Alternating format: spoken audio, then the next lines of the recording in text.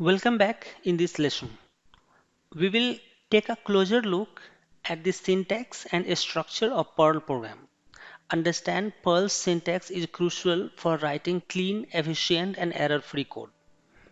So basic structure of Perl program here is that we should start with shebang, which is the Perl bin directory that you need to tell the system to use the Perl to execute the script.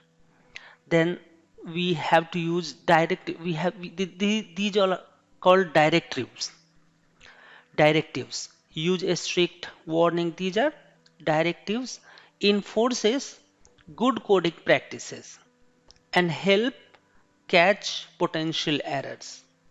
Then we have statements, so print a statement, and similarly we can add another statement like we can say hash and then I'll say print a message.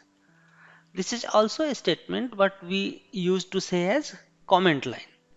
And then we have semicolon to terminate. This is required at the end of each statement to terminate that.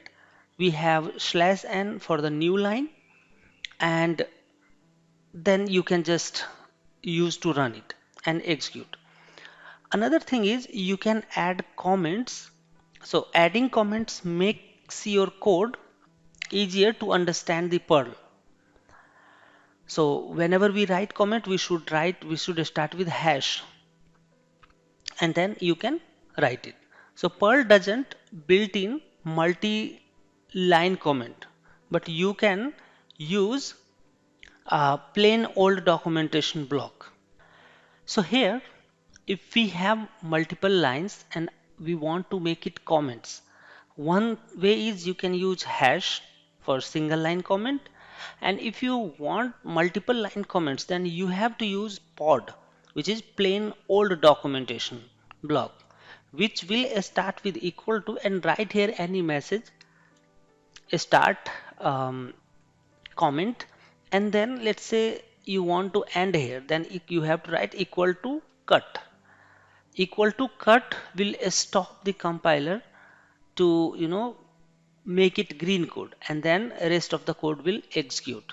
After that I'll just say perl hello.pl, and then you can see we get output only the last line. So this way you can use comment. Now another thing is, let me just remove these things,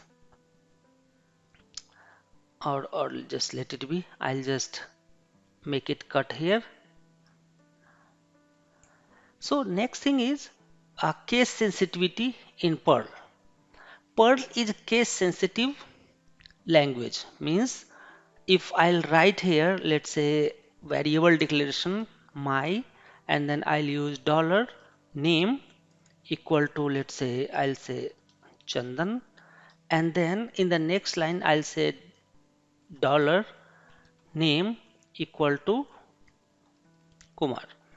So here we have a small name case and then capital one is two different variables. So if I'll just print here, print, and I'll say dollar name slash n, it will go in the next line. Let me copy and paste it again. I'll say capital N. Let's try to run it. So you can see we have output Chandan and Kumar. That means these two variables will be treated as two different names. So it's always be mindful of variable names and their capitalization.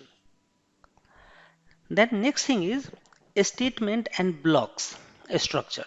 So whenever we are using a statement and block, in that case Perl code is written in statements, and multiple statements can be grouped inside a block, which is curly braces. So for example, I can write here if, that for now I'll just say 1 equal to 1, and then we can see this is our block.